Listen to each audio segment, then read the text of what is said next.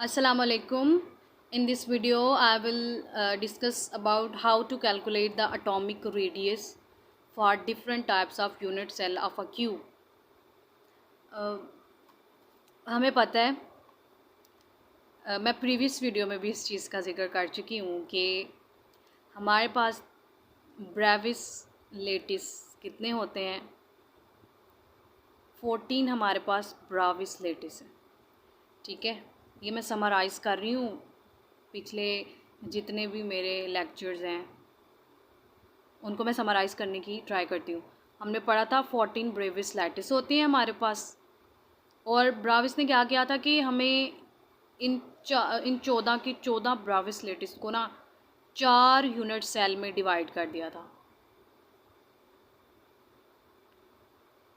Okay, मैं आपको दिखाती हूँ। यहाँ पे आप देख सकते हैं ये 14 ब्राविस लेटिस थे, और हमें पता है 7 क्रिस्टल सिस्टम है हमारे पास टोटल।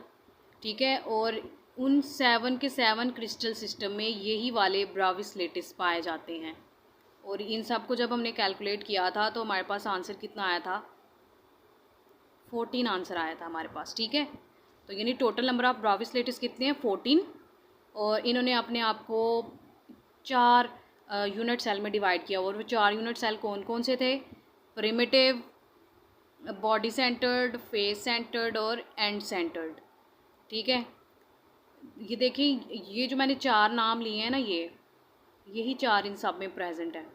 किसी में इन 4 में से कोई एक है, किसी में 2 है, किसी में 3 है, लेकिन जब इन सब को, इन सातों के सातों क्रिस्टल सिस्टम में इन सब ब्रेविस लेटिस को जमा किया जाएगा तो हमारे पास आंसर क्या आएगा, 14। तो इसीलिए हम ये कहते हैं कि जो 14 के 14 ब्रेविस लेटिस हैं वो 4 यूनिट सेल के ऊपर कंप्राइज करते हैं। उसके बाद मैंने इससे नेक्स्ट वाली वीडियो में आपको हम क्यूब के लिए सारी चीज़ें करेंगे। ठीक है, और मैंने आपको total number of atoms calculate करना सिखाया था।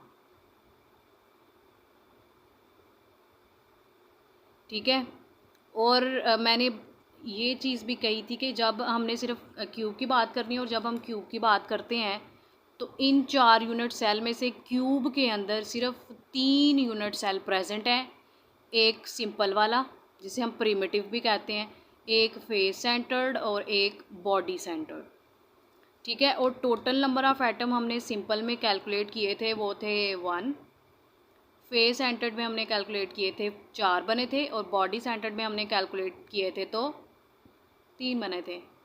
ठीक है, और ये कैसे कैलकुलेट करना है, मेरी प्रीवियस वीडियो ज़रूर चेक करें। ठीक है, मेरी जो पीछे आप प्लेलिस्ट में जाएंगे और आपको सॉलिड स्टेट केमिस्ट्री में जितनी भी वीडियोज़ हैं उनमें चेक कीजिएगा, आपको एक ये भी मिलेगी कि how to calculate the total number of atoms in a cube.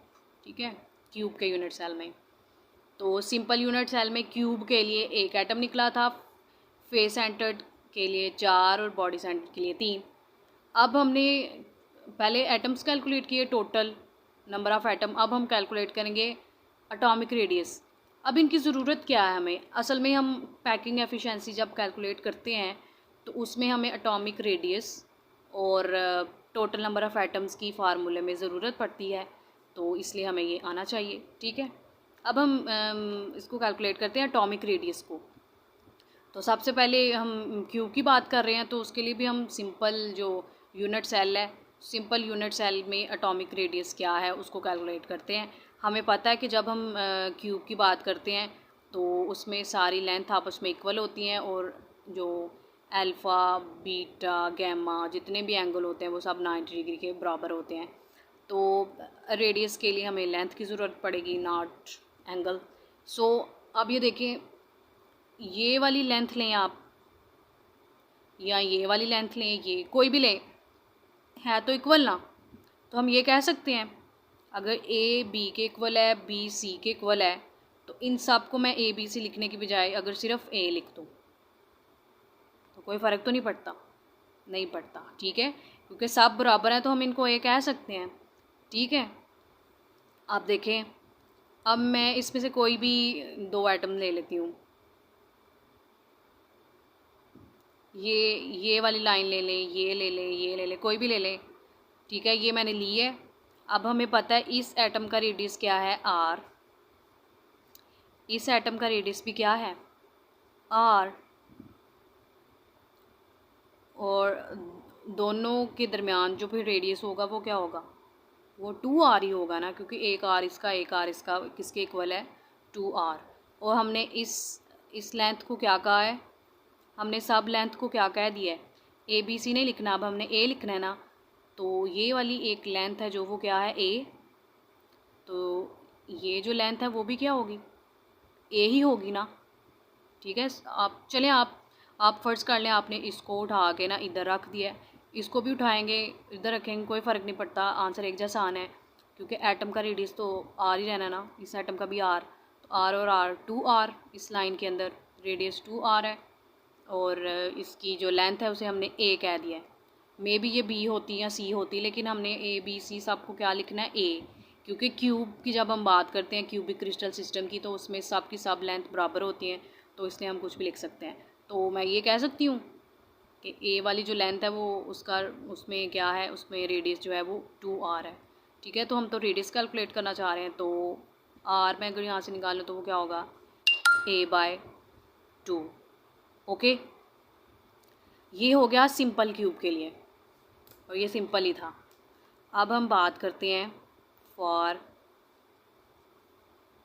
पहले हमने सिंपल यूनिट सेल के लिए निकाला, अब हम निकालेंगे फॉर FCC यूनिट सेल, यानी for face centred cube unit cell के लिए एटॉमिक रेडियस निकाल रहे हैं, ठीक है।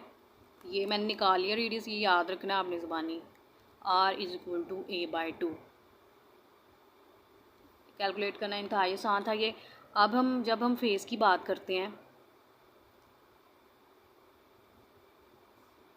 ये चीज़ समझना बहुत ज़रूरी है, इसकी आपको समझ आएगी तो ही आपको जैसे आपको अगर इसकी समझ आ गई है ना कि ए बी सी बराबर है, तो उसको हम ए कह सकते हैं, और एक एटम का रेडियस आर है, दूसरे का भी आर है, तो वो 2r है, और ये कैसे आया।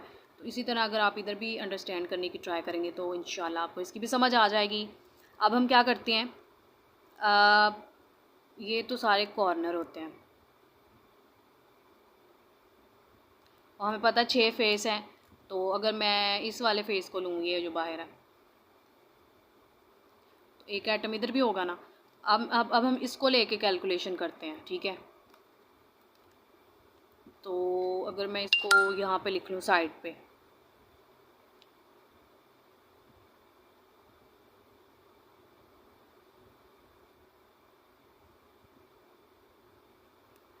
इन एटम्स को हम इस तरह भी लिख सकते हैं ना, ऐसे भी कर सकते हैं, इस तरह प्रेजेंट होते हैं ना, वो मैंने प्रीवियस वीडियो में आपको दिखाए भी थे डायग्राम्स। ये मैंने इसको उठाया है, इस वाले फेस को, और इस तरह रख दिया है। अब अपने ध्यान करना है कि ये सेंटर में एटम है ना फेस के, इसको मैंने इधर रखा है ऐसे। अब आपने बिल्कुल ध्यान से मेरी बात समझनी है।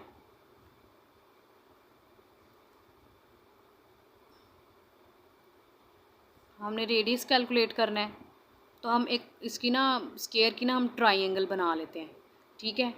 अब आप देखें कि ये देखें, ये लाइन आपने ली है ना, इस लाइन को मैं बाहर निकालती हूँ, ये देखें, एक एटम इधर है, ये वाला,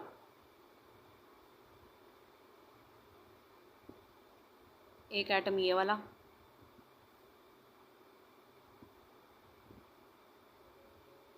इनको मैं ऐसे ऐसे कर देती हूँ। और ये जो फेस है, ये जो फेस पे था, ये देखें, ये इस साइड पे भी आधा और आधा इस साइड पे, तो इसको हम इधर भी इसी तरह लगाएंगे, और ये बताएंगे कि इसको मैंने 2 पार्ट में डिवाइड कर देना, आधा इस ट्राइंगल पे, आधा इस ट्राइंगल में। तो हमें पता है इसका रेडियस होता है r, इस एटम का भी रेडियस क्या होगा, r। लेकिन ये देखें, इसका आधा रेडियस इसमें है, यानी इस वाले पोर्शन में है, और आधा रेडियस इस वाले पोर्शन में है। ठीक है। तो हम कहेंगे ये आर हो गया, ये आर आर 2R हो गया और ये वाला आर आर हो गया। तो यानी इस पूरी लाइन में अगर मैं आर देखूं तो कितने आर बने, एक आर, 2R और 2R, ये टोटल कितने आर बने, 4R। तो अब मैं इसी को उठा के यहाँ पे बाहर बना लेती हूँ। असल में ट्रायंगल पे हम ओके, अब मैंने इसी ट्रायंगल को यहाँ से उठा के इसको हम बाहर लिख लेते हैं। असल में हमने क्या करना है, हमने पाइथागोरस थ्योरम इसके ऊपर अप्लाई करना है और उसके लिए हमें ट्रायंगल की ज़रूरत पड़ती है। तो इसकी जो ये वाली साइड है, ये वाली, इसकी क्या बनी है, क्या वैल्यू आई है इसकी, ये यही वाली लाइन थी ना, और इसकी वैल्यू आई है 4R। इधर हम लिख लेंगे 4R। और हमें इस चीज़ का पता है ना कि हम क्यूब के लिए ये सब कुछ फाइंड कर रहे हैं। और ऊपर भी मैंने कहा था कि A = B = C होता है क्यूब में। तो इन सब को हम क्या लिख लेंगे, A लिख लेंगे। तो इसका मतलब कि ये वाली साइड भी A लेंथ है और इस वाली साइड की भी A लेंथ है। तो यहाँ पे भी A आ जाएगा और यहाँ पे भी A आ जाएगा। ओके, अब ये हमारे पास ट्राइंगल बन गई है। अब हम इसके ऊपर अप्लाई करेंगे पाइथागोरस थ्योरम। ओके, ठीक है। तो हमें पता है पाइथागोरस थ्योरम क्या होता है, हाइपोटेनस का square is equal to base का स्क्वायर प्लस परपेंडिकुलर का स्क्वायर। अब यहाँ पे आप चीज़ चेक करें कि जो ट्राइंगल होती है उसमें होता क्या, बेसिकली उसकी जो इस तरह वाली ये जो इंक्लाइंड लाइन नहीं होती, ये जो थोड़ी सी टेढ़ी सी होती है, इसको हम कहते हैं हाइपोटेनस। और हाइपोटेनस के यूजुअली उसके सामने ये जो लंबी सी लाइन होती है वो परपेंडिकुलर होती है, और जो नीचे होती है वो क्या होती है, वो उसकी होती है बेस। ठीक है, तो ये होती है नीचे बेस। तो अगर इस ट्रायंगल की बात की जाए तो इसमें ये जो टेढ़ी सी लाइन है फिर ये हाइपोटेनस होगी, इसकी वैल्यू रखेंगे 4R। बेस क्या है, A, इनका स्क्वायर भी लेते जाना है, स्क्वायर भी होता है इस पर। और जो परपेंडिकुलर है यानी जो हाइट है वो भी हमारे पास क्या है, A। अब हम क्या करेंगे कि स्क्वायर रूट लेंगे, चलें इसको ऐसे कर लें, ऐसे ये A² प्लस A², उसी तरह ये 2 हैं तो हम इसको लिख सकते हैं 2A²। अब हम क्या करेंगे, अब हम दोनों साइड पे ना स्क्वायर रूट लेंगे, ठीक है। ये इसके साथ कट जाएगा ये स्क्वायर, और ये वाला जो है ये इसके साथ कैंसिल हो जाएगा। तो हमारे पास क्या बच जाएगा, 4R और ओके, तो 4R is equal to 2A under root. ये जो स्क्वायर रूट है ये सिर्फ A के ऊपर स्क्वायर था तो उसके लिए कट है, अंडर रूट 2 तो उसी तरह आएगा, ठीक है। तो यहाँ से अगर मैं रेडियस कैलकुलेट करना चाहूँ तो ये 4 जो है इसके साथ मल्टीप्लाई हो रहा है, लेकिन इधर आके ये क्या हो जाएगा, डिवाइड। तो हमने जो हमारे पास था सिंपल या प्रिमिटिव यूनिट सेल, उसके लिए जो रेडियस की वैल्यू है वो है R is equal to A/2, याद रखनी है, R is equal to A/2। और जो फेस सेंटर्ड क्यूबिक के लिए हमने निकाली है वो हमारे पास आई है, ये इधर लिख देती हूँ मैं फिर से, R इज़ इक्वल टू √2/4 और A, ठीक है। ये इसके रेडियस की वैल्यू आई है, ठीक है। इसी तरह हम अब बॉडी सेंटर्ड का भी कैलकुलेट करेंगे। Okay, for radius for body centred cube. Okay, तो इस ये भी सिंपल ही है, इसमें भी थोड़ी सी कैलकुलेशन है। सबसे पहले हम इसमें भी क्यूब ड्रा करेंगे, ठीक है, इस तरह। अब हमें पता है बॉडी सेंटर्ड में भी जो एटम है वो कॉर्नर में तो मौजूद होंगे ही होंगे, और ये सेंटर है। तो प्रीवियस वीडियो में मैं ये बता चुकी हूँ कि इसमें एटम किधर प्रेजेंट होगा, सेंटर में, ठीक है। ये मैंने अपनी तरफ से ना सेंटर बनाया, ये सेंटर पॉइंट। तो अब इसमें भी हम क्या करेंगे, अब इसमें आपने बड़े ध्यान से चेक करना है कि ये देखें, ये वाला पॉइंट इधर से पास कर रहे हैं और इस पॉइंट तक। अच्छा, यहाँ पे एक चीज़ आपने याद रखनी है कि ये वाला एटम, ये जो ये वाला एटम है ना, ये लाइन इसमें से पास नहीं कर रही, ठीक है। वो वैसे लग रहा है लेकिन इसमें से पास नहीं कर रही। सिर्फ ये जो लाइन मैंने अभी बनाई है ना, वो इसमें से पास कर रही है, इधर से होते हुए वो जो सेंटर पे मैंने बनाया ना उसमें से पास की है, ठीक है। ये इसको नहीं समझना है, क्योंकि ये इस तरह, इसकी डायग्राम इस तरह बनती है, हमें ऐसे लगता है कि जैसे इसमें से पास कर रहा है, लेकिन वो इसमें से पास नहीं कर रहा, वो सेंटर में से पास करेगा, ठीक है। और उसमें से पास करते हुए वो इधर आएगा। ये ऐसे लग रहा है जैसे इस एटम में से भी पास कर रहा है, लेकिन नहीं, ठीक है। वो सिर्फ 3 चीज़ों में से पास कर रहा है, एक इस कॉर्नर में से, एक ये जो सेंटर पे मैंने बनाया उसमें से, और एक इस कॉर्नर वाले एटम में से, ठीक है। और अब आपने क्या करना है, अब आपने इसको इसके साथ जोड़ देना है। ये आपके पास बनी है 2 ट्राइंगल यहाँ पे, ठीक है। एक ये वाली ट्राइंगल, इसे आप नाम दे दें ए का, इसे आप कह दें बी, और इसको आप कह दें डी, ठीक है। एक ये वाली ट्राइंगल जिसको मैंने नाम दिया है, और एक जिसको मैं ब्लू करूँगी वो वाली, ये और ये, और इस ये वाली लाइन जो है ये इस ट्राइंगल में भी आ रही है और उस वाले ट्राइंगल में भी आ रही है। तो आपने क्या करना है कि इसको भी आपने क्या नाम दे देना है, यही पॉइंट रहेगा ना, इसको आप सी कह दें। अब हमें पता है कि ये क्यूब है तो उसकी सारी लेंथ एक जैसी होती है, जैसे मैंने ऊपर बताया। तो आप इसकी लेंथ को भी क्या कहेंगे, ए, और इधर लेंथ को भी क्या कहेंगे, ए। लेकिन ये वाली लेंथ भी ए ही होगी, लेकिन ये जो हमने अंदर लाइन लगाई है ना, उनको आप ए नहीं कह सकते, ठीक है। वो क्यूब की लेंथ थोड़ी है, वो तो हमने खुद ही लाइन एज्यूम किया ना। अब हम क्या करेंगे, अब हम ये जो ट्राइंगल है, हमने ना हमें ये वाली ट्राइंगल चाहिए असल में, ये वाली, ये जो मैंने पहले बनाई थी, ठीक है। उस ट्राइंगल के लिए ये वाली वैल्यू भी हम फाइंड कर सकते हैं रेडियस के पॉइंट ऑफ व्यू से निकाल के, जैसे मैंने फेस सेंटर्ड में निकाली है। और उसकी ये वाली भी हमें पता चल जाती है, ए। जैसे कि ये देखें, जैसे मैंने यहाँ पे की थी, यहाँ पे इधर हमने इसको इस तरह कैलकुलेट किया था ना, रेडियस निकाल के, और इसको हमने ए कह दिया था और इसको भी हमने ए कहा था, क्योंकि ये मैंने क्यूब का फेस ही उठाया था ना। लेकिन यहाँ पे हम ऐसे नहीं कर सकते, क्यों? क्योंकि ये जो लाइन है ना, ये इसके बारे में तो हमें पता ही नहीं है कि इसकी क्या वैल्यू है, ओके। इसकी वैल्यू हमें पता ही नहीं है, तो हमें इसकी वैल्यू पहले कैलकुलेट करनी पड़ेगी इन दोनों साइड्स के थ्रू, ठीक है। तो पहले हम बाहर क्या निकालेंगे, यानी मैं आपको बता दूं कि यहाँ पे ना ये 2 ट्राइंगल है हमारे पास, डी ए बी, ये वाली ए बी और डी वाली, और एक जो ट्राइंगल है आपके पास वो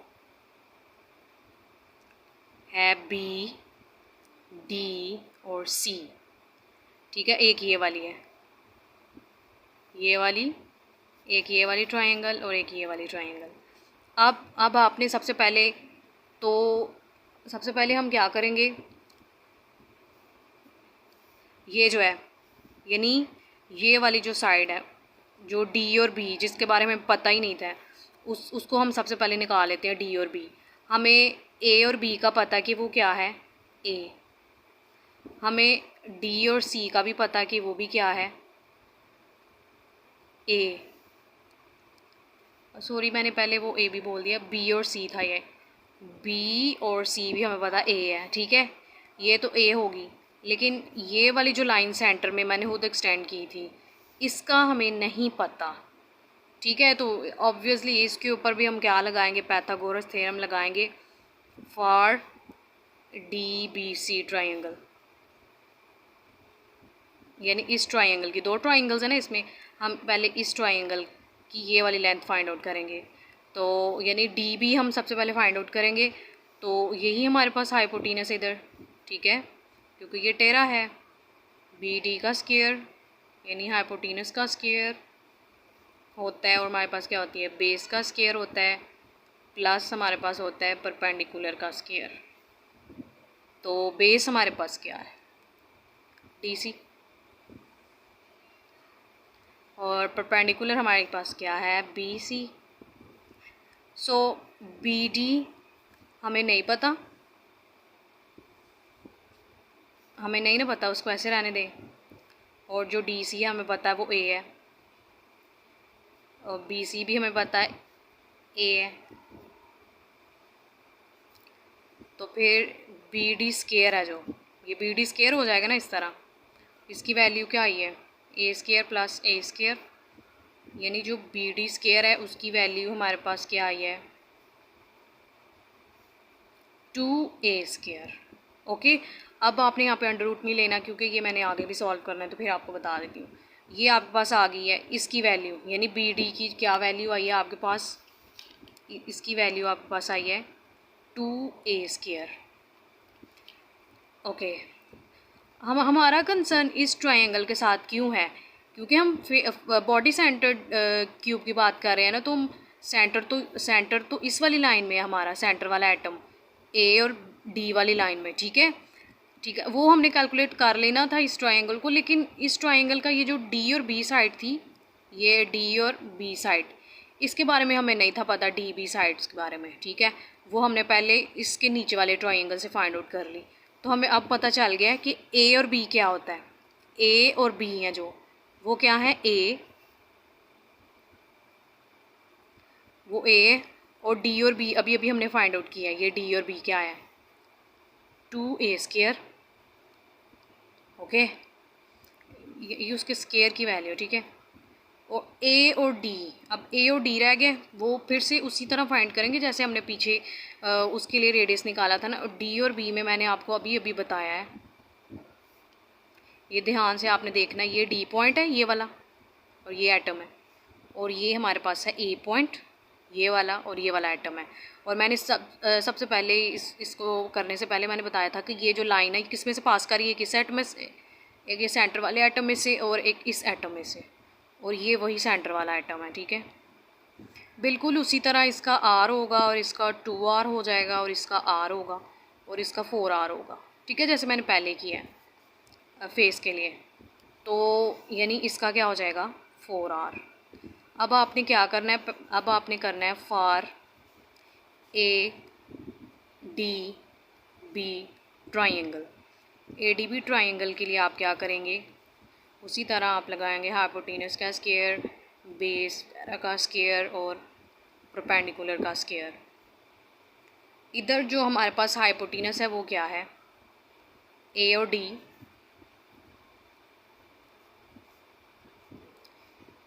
इधर जो हमारे पास बेस है वो क्या है, D और B,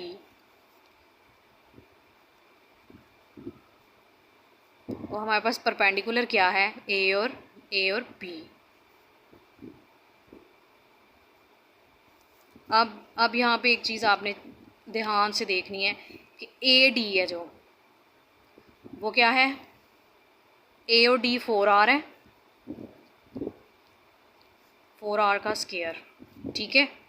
लेकिन ये जो BD स्क्वायर है, ये चीज़ है ना, इसलिए मैंने कहा था ना, मैंने अब यहाँ पे अंडर रूट नहीं लिया, ये डायरेक्ट हम यहाँ पे लिख देंगे 2A स्क्वायर। अब इसको होल ब्रैकेट करके इस तरह स्क्वायर नहीं करना, क्योंकि ये ऑलरेडी स्क्वायर है ना, ऑलरेडी स्क्वायर है, ठीक है। गौर करें इस पर, ये ऑलरेडी ही स्क्वायर में मैंने रखी है इसको, ठीक है। और AB क्या है हमारे पास, A और B हमारे पास है A। यहाँ पे बेसिकली मैंने 2A स्क्वायर आपको वैसे लिख दिया है, DB नहीं बल्कि DB का स्क्वायर है, ठीक है, ये स्क्वायर वाली वैल्यू है, वो मैंने वैसे वहाँ पे लिखी है, सिर्फ ये बताने के लिए कि उसका मतलब वो आंसर निकला था। ए बी हमारे पास ए है तो उसका तो स्केयर आएगा। अच्छा, अब क्या होगा, उसी तरह इसको कैलकुलेट करेंगे। 2a² प्लस a², 4r का स्केयर, सॉरी ये 2a² ये है और 1a² ये है, तो कितने हो गए जमा करके, 3 हो गए ना, 2 ये और 1 ये, 3a²। अब अगले स्टेप में उसी तरह जैसे मैंने पहले किया है, आप स्केयर रूट लेंगे, ये इसके साथ कटेगा, ए के ऊपर स्केयर है तो सिर्फ ए वाला कटेगा और √3 उसी तरह आएगा। तो इसमें रेडियस हम फाइंड कर रहे हैं, तो रेडियस की क्या वैल्यू आ जाएगी, ये 4 इसके नीचे आकर मल्टीप्लाई हो जाएगा। ठीक है, तो इसमें रेडियस की वैल्यू ये आई है। ओके, तो इस वीडियो में हमने फाइंड आउट किया एटॉमिक रेडियस किस किस के लिए। मैं समराइज़ कर देती हूँ यहाँ पे। यूनिट सेल के लिए cube, for cube unit cells, और हमें पता है क्यूब के अंदर कितने यूनिट सेल्स होते हैं, 3 यूनिट सेल होते हैं। सबसे पहला हमने स्टडी किया सिंपल या प्रिमिटिव यूनिट सेल।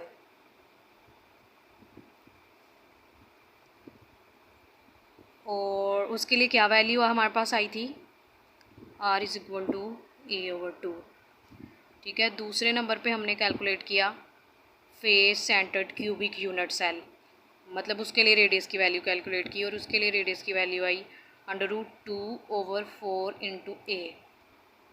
तीसरे नंबर पे अभी जो मैंने कैलकुलेट किया ये वाला, ये है बॉडी सेंटर्ड क्यूबिक, और इसके लिए जो रेडियस की वैल्यू आई है वो आई है, ये आपके सामने ही है, √3/4 × a। ठीक है, तो आज के लेक्चर में मैंने ये एटॉमिक रेडियस कैलकुलेट किए हैं। इन्हीं एटॉमिक रेडियस को आपने पैकिंग एफिशिएंसी को कैलकुलेट करने में यूज़ करना होता है, तो काइंडली इनको रिमेंबर करें। होप सो आपको पसंद आया होगा, काइंडली लाइक करें, आपको समझ आई होनी है सब चीज़ों की। ठीक है, अगर आपको किस चीज़ में प्रॉब्लम है तो आप कमेंट सेक्शन में कमेंट कीजिए, मैं आपको आंसर दूँगी। इसके अलावा आप प्लीज़ मेरे चैनल को ज़्यादा से ज़्यादा शेयर करें, होप सो आप करेंगे ज़्यादा से ज़्यादा शेयर। इसके अलावा लाइक करें, सब्सक्राइब करें और press the bell icon so that you can't miss my incoming videos. Thank you.